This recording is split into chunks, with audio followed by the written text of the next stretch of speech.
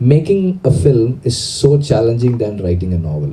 Writing a novel is challenging in its own way, but நான் வந்து எடுக்கிற படத்துக்கு தான் நான் விசுவாசமாக இருக்க முடியுமே தவிர நான் அந்த எழுதப்பட்ட நாவலுக்கு நான் விசுவாசமாக இருக்க வேண்டிய அவசியம் கிடையாது. அந்த நாவல் ஆசிரியருக்கும் நான் விசுவாசமாக இருக்க வேண்டிய அவசியம் கிடையாது. ஹிச்காக் வந்து சொல்லுவாராம், he buys the novel rights only reading the blurb.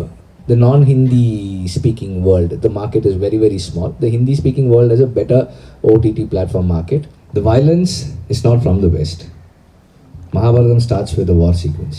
After writing the scene, 3 days later, if you like the scene, then there's something wrong with you, because nobody likes the scene after 3 days of writing it. Honeyland, it was a Macedonian documentary, one of the best films I've watched in the last 10 years. One particular community, politicians who are upset, and they're still calling me. Learned it from Bhargava Mahendra sir, and he is a teacher who will make sure that you learn things right. And the first thing that he tells you is what's good cinema and what is. Then he tells you what's bad cinema, and then he tells you what cinema you have to make to survive. So that's the most important lesson he has taught all of his students. I worked with him in for 2 films and a television series. But I was with him for 10 years. So those 10 years, at least we used to watch 3 films a week, and he used to make us discuss about the film. Like I was 22, 23 when I started working with him, so he'll make me watch a film and then talk about the film, and then he will ask me to write a critique on the film. And then all of a sudden he'll give me a novel, a 1,000-page novel, and say that next week I want a synopsis of this novel, a chapter-wise synopsis. Then you'll be reluctant and he'll say, this is what I'm planning to do next. So you put all your effort and write it and take it to him, and then he'll just take it in this hand and put it the other side, and then give you another novel which is like 500 pages and say, next week I want the synopsis of this. So originally he was doing that to keep us all engaged, but those things helped us a lot in terms of understanding of translating a creative work from one medium to another. And emotionally also, when I like 6 months after I started working with him, my father passed away, and his son had left to work elsewhere. So he didn't have his son, and I didn't have my father. So the bond we both shared was that kind of a thing. So he was very instrumental in defining the kind of filmmaker I am today. And with Kadir sir, it was 100 days we had 70 sunrise call sheets. and for those 70 days we had to be there. Assistant directors will have to go there by around 3 a.m. and we'll have to wait there. So that's how it was. So very intense, regimental kind of work we did, and that also helped me in trying to not give up when I'm tired and when I feel that things are not going my way while making a film.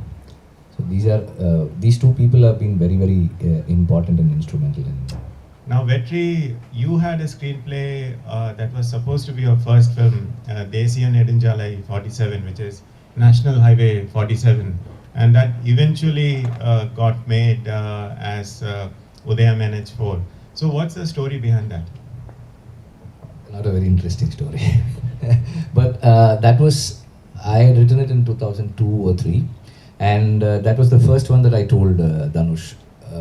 He was 2 films old at that time, 3 films old at that time. So we wanted to do it, and then I pitched it to some 12-13 producers. 7 producers wanted to do it. They paid me in advance. Then they'll find various reasons to not make that film, and then finally I got tired and said, okay, I have another idea to make. That was my first film. So I told Dhanush that maybe I'll work on another idea, so that could be made into a film easier.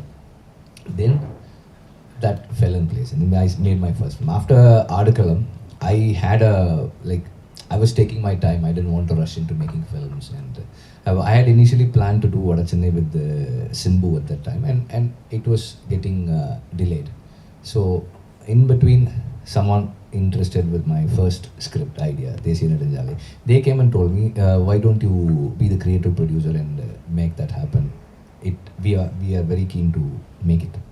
So they were ready to invest, and I asked my friend Vetrimaran to direct it. So he directed it, but then the problem with that film was I was feeling that he's directing it, it's his film, and he thought that I wrote it, so it's my film. So nobody owned the film.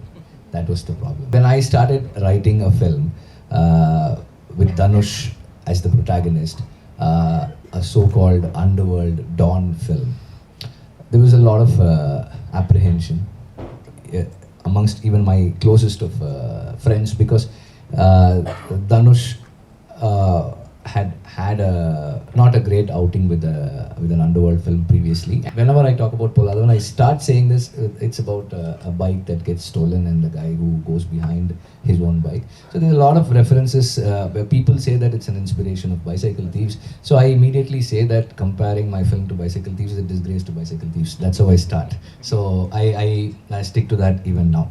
So that happened to my friend who lost his bike and who went in search of the bike, who saw whatever that happened. So that was my inspiration to make that film, write that film. So when Dhanush was playing, when I decided that Dhanush is going to be the protagonist, then I had to adjust and make changes accordingly. So if Dhanush is going to have a conflict with the underworld, then I cannot have a big Don coming and fighting with him. So what I did was, okay, create a younger brother to the Don.